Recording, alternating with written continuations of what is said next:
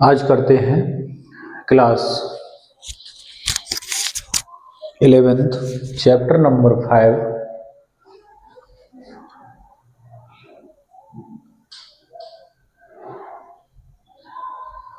गति के नियम।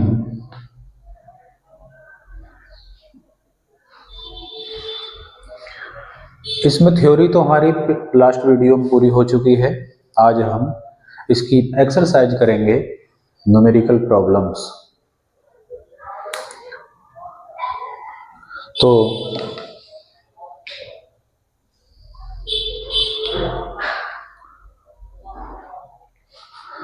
न्यूमेरिकल प्रॉब्लम्स आज का टॉपिक होगा।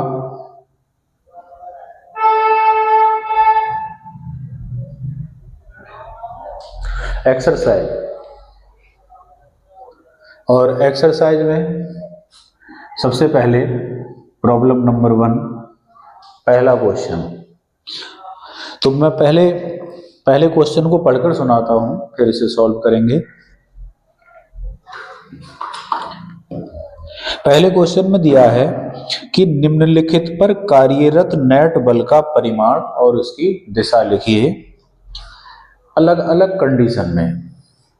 तो पार्ट ए, इसमें लिखा है एक समान चाल से नीचे गिरती वर्षा की बूंद।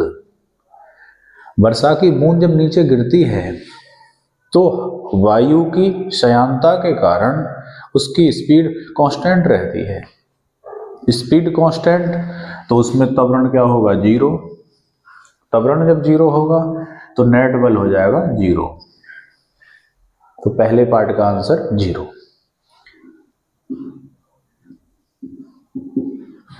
बूंद का वेट लगेगा नीचे को, श्यानता उसे रोकेगी ऊपर को।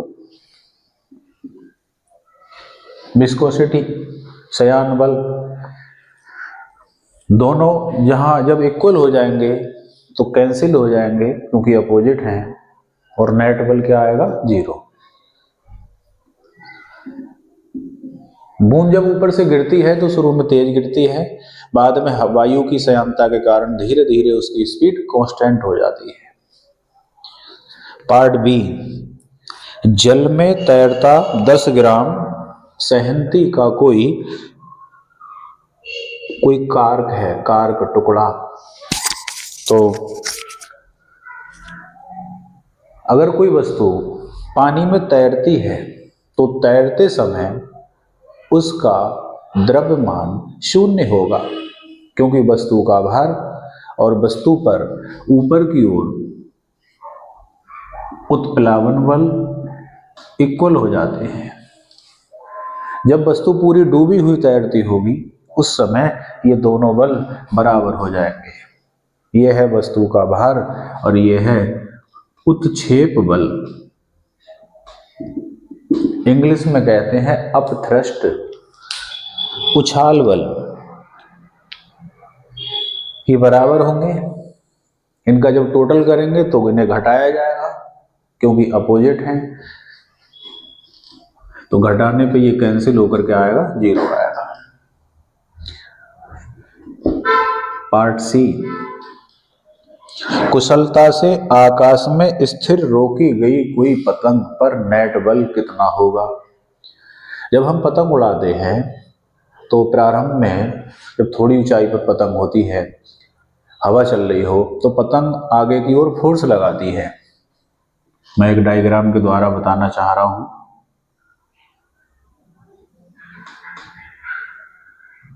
ये पतंग है, ये धागा है, इस तरीके से यहां उड़ाने वाला है।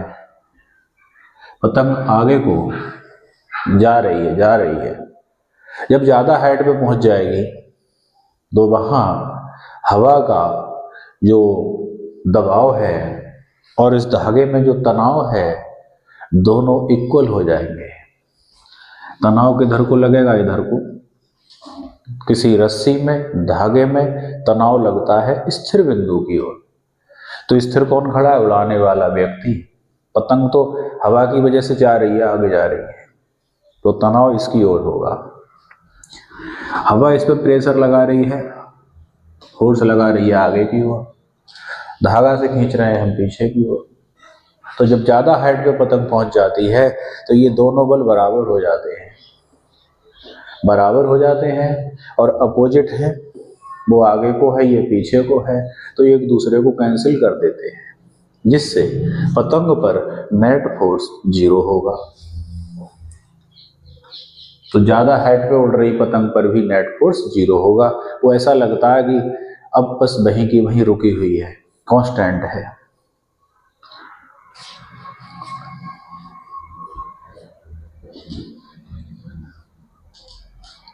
पार्ट डी,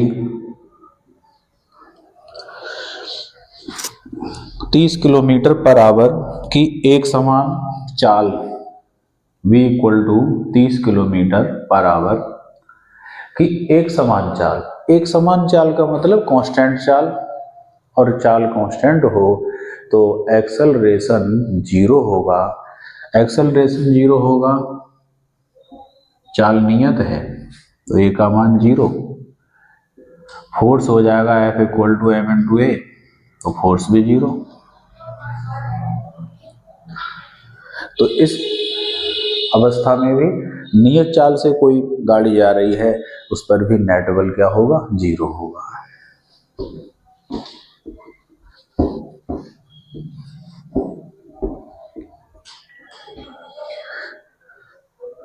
नेक्स्ट पार्ट ई, सभी गुरुत्वीय पिंडों से दूर तथा वैद्युत और चुंबकीय क्षेत्रों से मुक्त अंतरिक्ष में तीव्र चाल वाला इलेक्ट्रॉन। स्पेस में कोई इलेक्ट्रॉन चल रहा है, हाई स्पीड से चल रहा है, तो उस पर कुल नेट फोर्स कितना लगेगा, जबकि उसके आसपास कोई पिंड नहीं है, कोई द्रव्यमान नहीं है, कोई इलेक्ट्रिक फील्ड नहीं है, कोई मैग्नेटिक फील्ड नहीं है।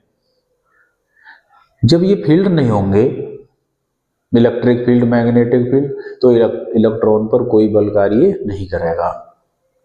साथ में ये भी दिया है कोई द्रव्यमान भी नहीं है, तो गुरुत्वाकर्षण बल भी कार्य नहीं करेगा, तो इलेक्ट्रॉन पर कोई भी बल कार्य नहीं कर रहा होगा, तो नेट बल क्या होगा? 0। तो इसके 5 पार्ट थे, पांचों पार्ट में नेट बल कितना पाया गया? 0।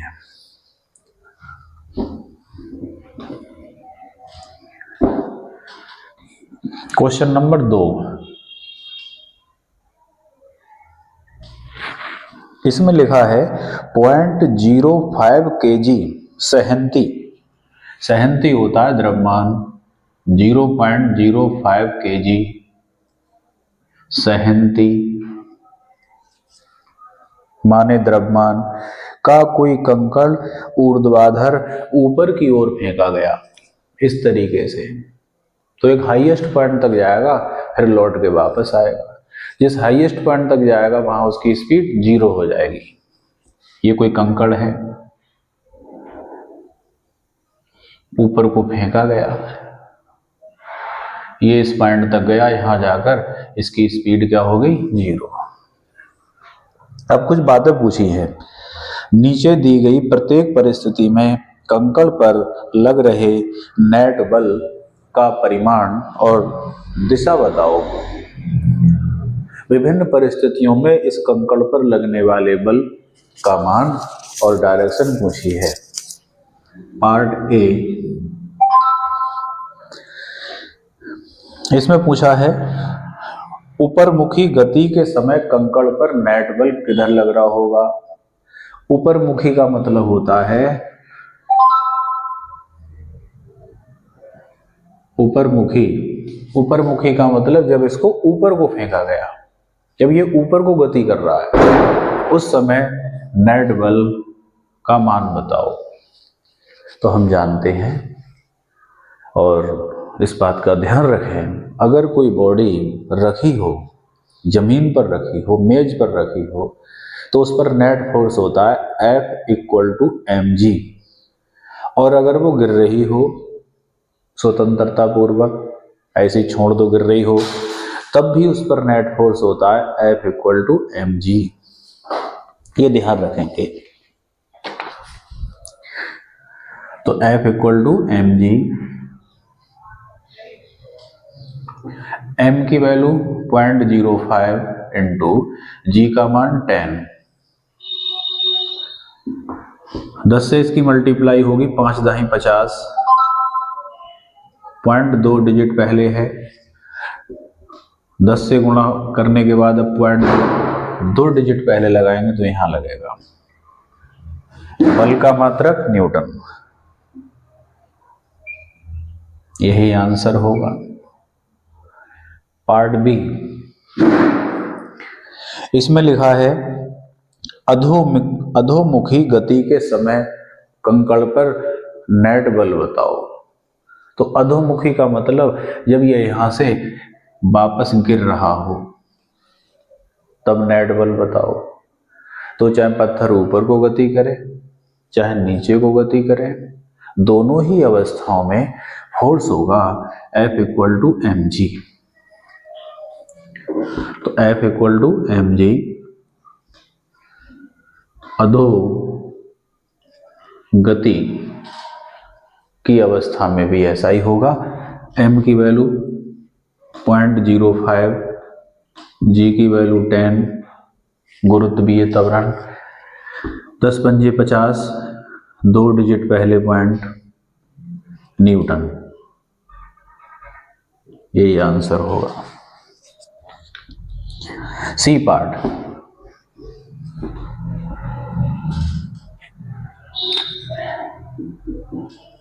सी पार्ट में पूछा है उच्चतम बिंदु पर जहां क्षण भर के लिए यह विराम में रहता है, जब इसको फेंका गया तो जहां तक ये जाएगा हाईएस्ट पॉइंट तक वहां थोड़ा रुकेगा, बहुत स्मॉल टाइम, फिर ये गिरेगा नीचे ग्रेविटी के कारण।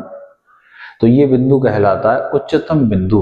इस बिंदु पर नेट फोर्स पूछा है कि कंकड़ जब यहां पहुंचेगा तब उस पर कितना नेट फोर्स लगेगा। तो देख रहे हैं इसमें लिखा है विराम में रहता है, यदि कंकड़ को क्षैतिज से 45 डिग्री के कोण पर फेंका जाए तो क्या आपके उत्तर में कोई परिवर्तन होगा। तो क्षैतिज से जब 45 डिग्री पर हम फेंकेंगे, ये क्षैतिज हो गया, ये क्षैतिज से 45 हो गया, तो उस अवस्था में भी इसका जो भार है वो नीचे को लगेगा और जो u sin थीटा ऊर्ध्वाधर कंपोनेंट होगा वो ऊपर को लगेगा। तो u sin थीटा जो प्रारंभिक घटक है इसका वो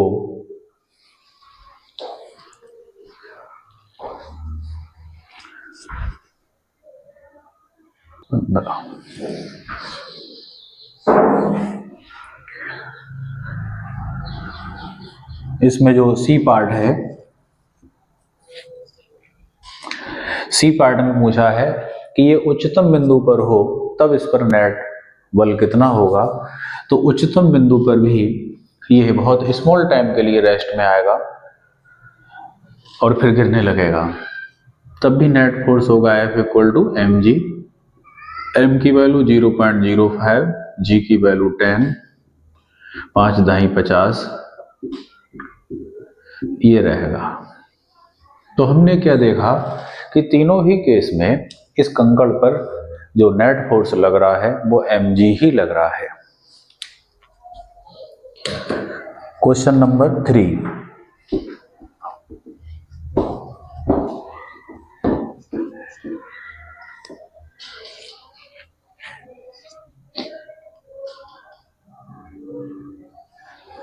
नंबर क्वेश्चन, इसमें लिखा है 0.1 kg सहंती का कोई पत्थर एक स्थान पर रखा है और उस पर कार्यरत नेट बल का मान बताओ और इसकी दिशा बताओ, जबकि परिस्थितियां अलग अलग हैं। तो इसमें 4 केस दिए हैं A, B, C, D। सबसे पहले हम पत्थर का मास लिखेंगे, द्रव्यमान लिखेंगे m इक्वल टू 0.1 kg। ये क्या है, सहंती, सहंती माने होता है द्रव्यमान।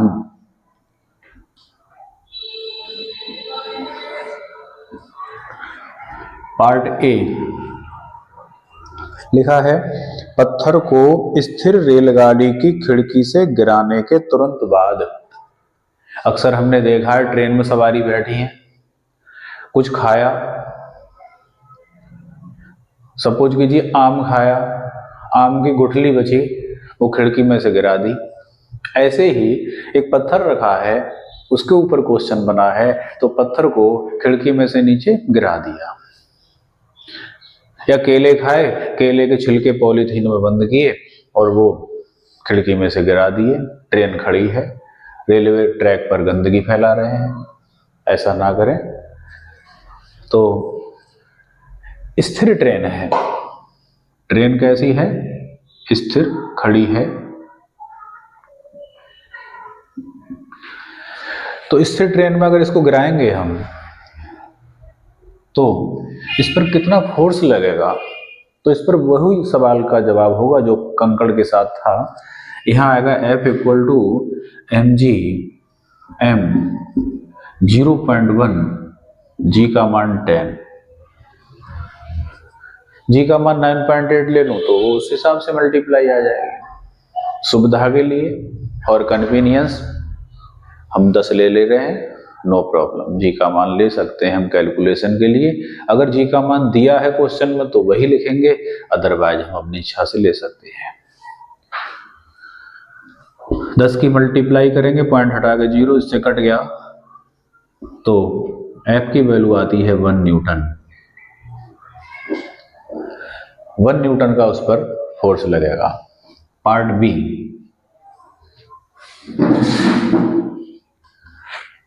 इसमें लिखा है पार्ट बी में,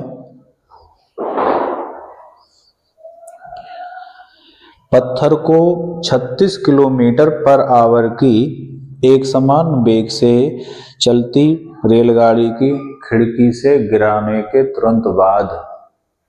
गाड़ी की ट्रेन है, जो गाड़ी की स्पीड है, ट्रेन की स्पीड वो है 36 किलोमीटर पर आवर, एक समान, ना चाल घट रही है ना चाल बढ़ रही है, एक समान चाल है। तो जब भी चाल के आगे नियत आ जाए, इसका मतलब गाड़ी में त्वरण नहीं है, एक्सेलरेशन नहीं है, त्वरण 0 है। तो फोर्स केवल क्या रहेगा? mg। जो ग्रेविटेशनल फोर्स होगा वो ही कार्य करेगा उस समय। ट्रेन के चलने का इधर को फोर्स है, गिरने का ये है। अगर गाड़ी में त्वरण होता तो हम लिख देते F = ma, गति के कारण उसमें हो जाता, फोर्स हो जाता यांत्रिक बल।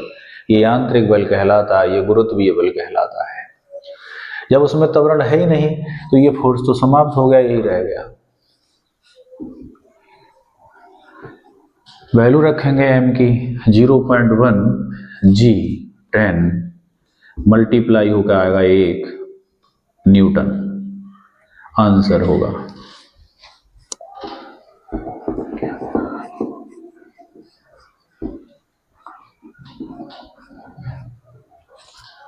पार्ट सी, पत्थर को 1 मीटर पर सेकंड स्क्वायर के त्वरण से गतिशील ट्रेन की खिड़की से गिराने के तुरंत बाद। ट्रेन ने एक्सीलेटर पकड़ लिया, पायलट ने, जो उसका लोको पायलट होता है, उसने एक्सीलेटर दबाया तो ट्रेन स्पीड बढ़ा रही है अपनी। और कितना एक्सीलेटर है? 1 मीटर पर सेकंड स्क्वायर, जो एक्सेलरेशन है। अब उसमें सवाल में थोड़ा इन्होंने ट्विस्ट कर दिया। ट्विस्ट ये है कि पत्थर को उसमें से गिराने के बाद। अगर ये कहते गिरने से पहले तो यहां पर 2 फोर्स हो जाते, एक F = ma और एक हो जाता है F = mg। फिर हम दोनों का टोटल निकालते, √ma² प्लस mg का स्क्वायर। लेकिन ट्रेन में से पत्थर गिरने के बाद, तो बाद में तो केवल क्या रहेगा? mg रहेगा।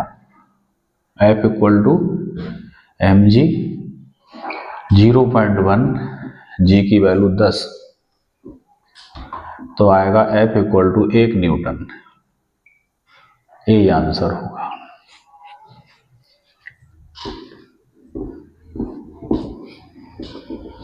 एक लास्ट पार्ट इसका, डी। इसमें कहा है पत्थर 1 मीटर पर सेकंड स्क्वायर के त्वरण से गतिशील किसी रेलगाड़ी के फर्श पर पड़ा है तथा वह रेलगाड़ी के सापेक्ष विराम में है। रेलगाड़ी के सापेक्ष तो विराम में होते ही हैं, सवारी है, उन्हें भी ट्रेन के अंदर बैठे हैं तो ट्रेन के साथ तो वो विराम में ही है, ट्रेन चल रही है उसके साथ ही साथ चल रहे हैं। तो ट्रेन के अंदर ही पत्थर पड़ा है, इस बार फेंका नहीं है उसको। जब फेंका नहीं है, ट्रेन के अंदर ही है। और ये भी कह दिया ट्रेन के सापेक्ष वो विराम में है, होता भी है ट्रेन के सापेक्ष। पृथ्वी के सापेक्ष हम गतिशील हैं, लेकिन ट्रेन के सापेक्ष तो हम विराम में ही हैं। तभी तो जहां बैठे वहीं के वहीं हैं।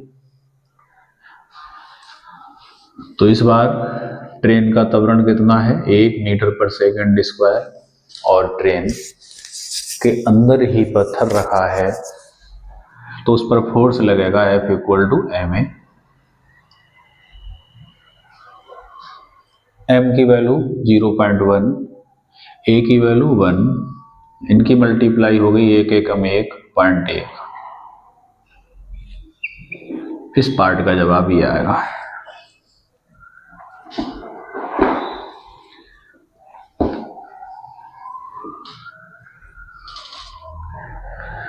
क्वेश्चन नंबर 4,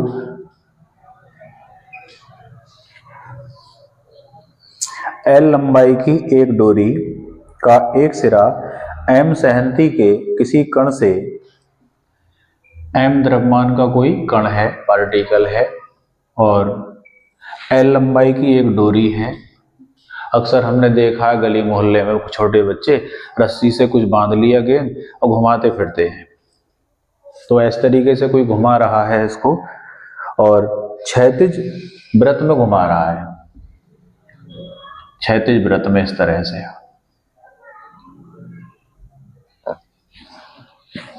ऐसे घुमाएंगे तो क्षैतिज वृत्त, ऐसे घुमाएंगे तो ऊर्ध्वाधर वृत्त घुमा रहा है।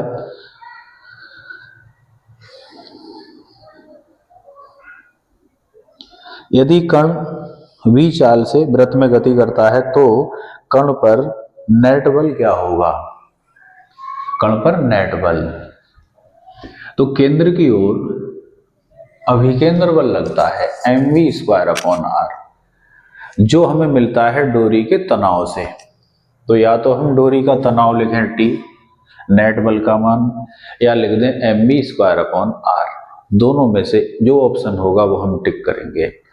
तो इसमें केवल mv²/L नहीं दिया है, T के साथ में प्लस माइनस करके दिया है, उसे ना लेंगे हम। एक ऑप्शन इसमें T दिया है वो लिखेंगे। तो हमारे हाथ की ओर, हाथ बीच में रहेगा, डोरी में तनाव पड़ेगा तो वो नेट बल होगा यहाँ पर, ये आंसर होगा। तो ये 4th क्वेश्चन एक ऑब्जेक्टिव टाइप का था, 4 ऑप्शन थे, 4 में से ये ऑप्शन ठीक रहेगा।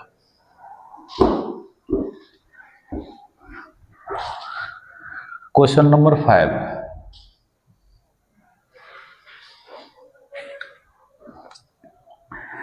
लिखा है 15 मीटर पर सेकंड की आरंभिक चाल से गतिशील 20 किलोग्राम सहंती के किसी पिंड पर 50 न्यूटन का स्थायी मंदन बल आरोपित किया गया।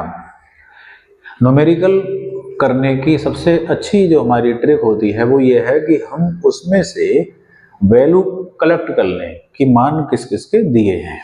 तो सबसे पहले इसमें प्रारंभिक चाल दी है u इक्वल टू 15 मीटर पर सेकेंड, फिर इसमें द्रव्यमान दिया है 20 किलोग्राम, मैंने लिखा m इक्वल टू 20 kg, फिर इसमें दिया है 50 न्यूटन का मंदन बल। मंदन बल उसे कहते हैं जो गति करती हुई वस्तु को रोके। जब हम ब्रेक लगाते हैं तो गाड़ी रुकती है, वो ब्रेक लगाने वाला बल मंदन बल होगा। मंदन बल दिया है 50 न्यूटन,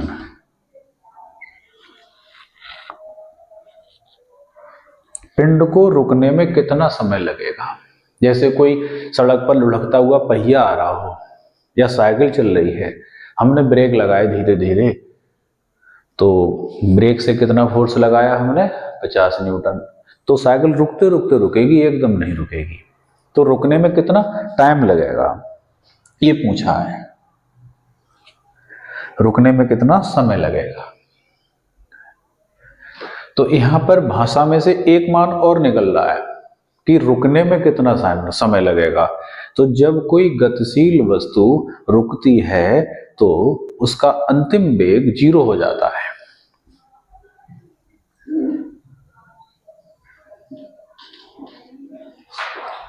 तो हमारे पास ये मान इससे निकाला गया। रुकी हुई वस्तु चलेगी तो प्रारंभिक वेग u का मान 0 हो जाएगा, चलती हुई वस्तु रुकेगी तो अंतिम वेग v का मान 0 हो जाएगा। निकालना है t। तो गति के 3 समीकरण होते हैं, उसमें से फर्स्ट इक्वेशन है v equal to u plus at, v equal to u plus at। v हमारे पास है, u भी है, a नहीं है, t नहीं है। t निकालना है तो हमें a चाहिए। तो इस क्वेश्चन की जो शुरुआत होगी वो होगी f equal to m into a। इस फॉर्मूले से 11वीं के बच्चे से उम्मीद की जाती है कि उसे ये फॉर्मूला याद होगा। यहां से a निकालेंगे तो a हो जाएगा f upon m, f 50 m 20, 5/2, तो a की वैल्यू हो गई 2.5 मीटर पर सेकंड स्क्वायर। a की वैल्यू आने के बाद फर्स्ट इक्वेशन लगाएंगे और इसमें वैल्यू पुट करेंगे। b की वैल्यू 0, u की वैल्यू 15।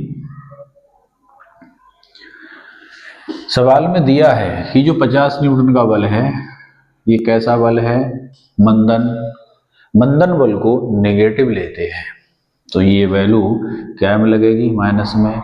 एक्सेलरेशन भी किस में आएगा, माइनस में। पंखे को जब बंद करते हैं तो उसके राउंड घटने लगते हैं, तो वो घटने लगेंगे तो वो जो त्वरण होगा उसमें वो माइनस में ही होगा।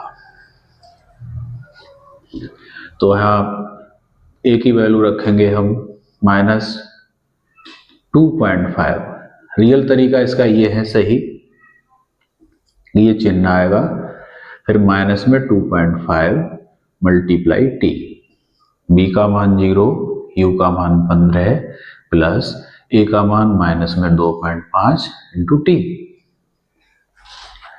हमें निकालना t है। जो वैल्यू निकालनी होती है उसको अपने पक्ष में ले आओ, बाईं तरफ ले आओ। तो इसको इधर लाएंगे तो हो जाएगा 2.5 इंटू टी इक्वल टू 15 है। ये पॉइंट हटेगा तो नीचे 10, पॉइंट की सीध में एक अंक है तो 0। 5 से काटो, 5 पंजे 25, 5 दूनी 10। ये 2 सीधे क्रॉस मल्टीप्लाई से यहां जाएगा, 15 दूनी 30 बराबर 5 गुणा टी। 5 से 30 काटेंगे 6 बार, तो t इक्वल टू 6 सेकेंड, ये आंसर होगा। तो इस गाड़ी को रोकने में 6 सेकेंड लगेंगे।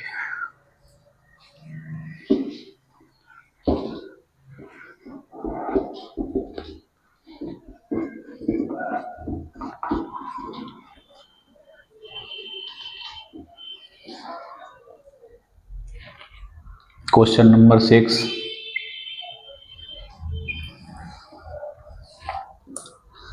पहले हम पढ़कर सुनाएंगे फिर इसको लिखेंगे। 3 किलोग्राम सहंती के किसी पिंड पर, सहंती द्रव्यमान है 3 किलोग्राम, तो मैंने लिखा m इक्वल टू 3 kg पिंड पर कोई बल 25 सेकंड में, टाइम दिया है 25 सेकंड में, उसकी चाल को 2 मीटर पर सेकंड से 3.5 मीटर पर सेकंड कर देता है। चाल 2 मीटर पर सेकंड से 3.5 मीटर पर सेकंड। तो जो पहली चाल है वो u लिखेंगे, जो बाद की चाल है वो v लिखेंगे। ये इनिशियल वेलोसिटी है, ये फाइनल वेलोसिटी है, प्रारंभिक वेग, अंतिम वेग। फिर देखें, पिंड की गति की दिशा अपरिवर्तित रहती है, मतलब वो जिधर को जा रहा था उधर को ही चल रहा है। तो बल का परिमाण और दिशा क्या है? देखिए, जब हम बाइक पे जा रहे हो, 40 की स्पीड पे जा रहे हैं, हमें तेज चलना है तो हम एक्सीलेटर बढ़ाएंगे। एक्सीलेटर बढ़ाएंगे तो बाइक पुरानी है, धुआं भी देती है, इंजन पे लोड भी पड़ता है, आवाज भी उसकी चेंज होती है। एक्सीलेटर बढ़ाने पर बाइक के इंजन की आवाज बदलती है। तो इसका मतलब है इंजन पे क्या पड़ रहा है? लोड पड़ रहा है, तो वो एक्स्ट्रा फोर्स लगा रहा है बाइक की स्पीड बढ़ाने के लिए। वो बल पूछा गया है। यहां भी स्पीड बढ़ रही है, 2 से 3.5 हो गई। तो स्पीड बढ़ाने के लिए बाइक से जा रहे हैं तो बाइक के इंजन पे लोड पड़ेगा। साइकिल हम चला रहे हैं तो साइकिल के पैडल पे हम फोर्स लगाएंगे, हम पर लोड पड़ेगा। वो लोड पूछा है।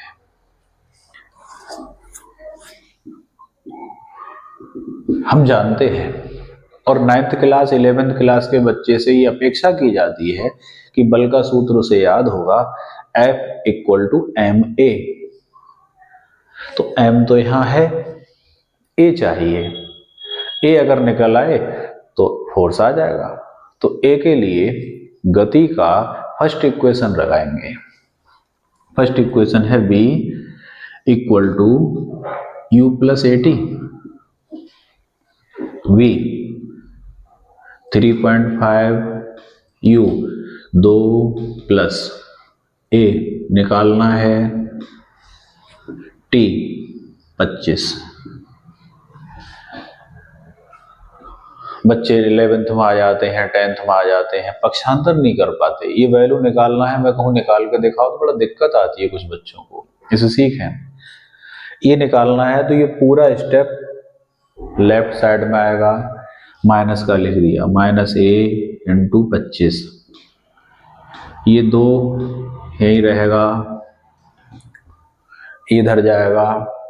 या हम ये भी कर सकते हैं, ये 2 छोटा है, इसको इधर ले आओ, 3.5 - 2 इधर आके माइनस का हो गया, यहां बचा a × 25। इसमें से घटाएंगे, 3.5 में से 2 घटाएंगे तो 2.0 लिख लो, जिससे कि बच्चे की गलती ना हो। 5 में से 0 गया 5, 3 में से 2 गया 1, ये बचा a × 25। a निकालेंगे तो ये 25 इसके अपॉन में जाएगा, तो हो जाएगा 1.5/25। ये पॉइंट हटाएंगे तो नीचे 10 बढ़ जाएगा,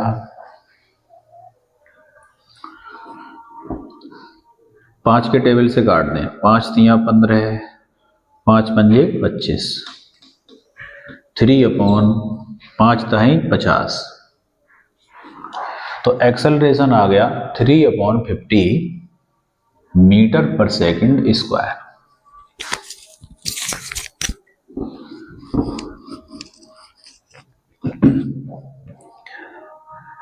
force F = m × a, m 3, a 3/50। m का मान लगाया 3, a का मान लगाया 3/50, तो 3 × 3 = 9/50। इतना न्यूटन आया। यहां हम 50 से 9 को भाग कर लें, तो 50 से जब 9 को भाग करेंगे तो 9 छोटा है, तो हम लगाएंगे पॉइंट, आ गया 0, 50 से कम 50, बचे 40, पॉइंट लगा हुआ है, यहाँ 0 आ जाएगा, 5 अट्ठे 40, 8 बार जाएंगे, तो इससे इसको भाग आएगा 0.18 न्यूटन, ये आंसर हो जाएगा। अभी हमने एक जो ए की वैल्यू निकालना बताई थी, एक्सेलरेशन को हम इक्वेशन में लगाया जो v equal to U plus A T. अगर किसी बच्चे को इसमें दिक्कत हो रही है, ये इधर लाए वो उधर ले गए, तो इसी को सॉल्व करके आ जाता है a equal to V minus U upon T, त्वरण बराबर वेग में परिवर्तन बटे समय। तो इससे सीधे निकल जाएगा त्वरण, कोई ना इधर ले जाना है ना उधर ले जाना है। v की वैल्यू 3.5 माइनस u की वैल्यू 2 अपॉन में t, अपॉन में t का मान 25, 3.5 में से 2 घटाएंगे तो 1.5 बटे 25, तो इस तरह से आ जाएगा, पॉइंट हट जाएगा, यहाँ 10 हो जाएंगे, कट जाएंगे, 5 तियां 15, 5 दूनी 10, तो 3 अपॉन 25 दूनी 50। तो इस तरह से भी कर सकते हैं हम।